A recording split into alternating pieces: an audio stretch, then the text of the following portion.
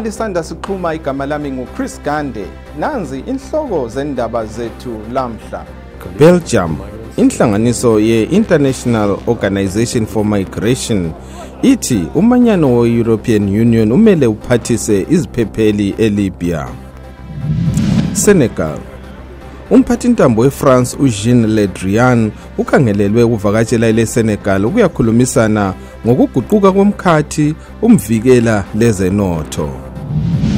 Chad, abafundisa emakolejini e-university bakhalale umsebenzi befuna ukwengezelelwa iholo abangakalitholi okwenyanga eziyisikhombisa. South Africa, owayesebenza umsebenzi wokulibazisa uZulu ngokweqa uEnos Mafokate ufundisa imidlalo yama-gymnastics. Ivory Coast, isidumbu sowayedlalela iqembu leNewcastle uCheikh Diote waqaleka emidlalweni eseChina sihlangabezwe zinkulungwane eAbidjan. Kwanele bakithi okwalamhlanje sidibaneni njalo kusasa.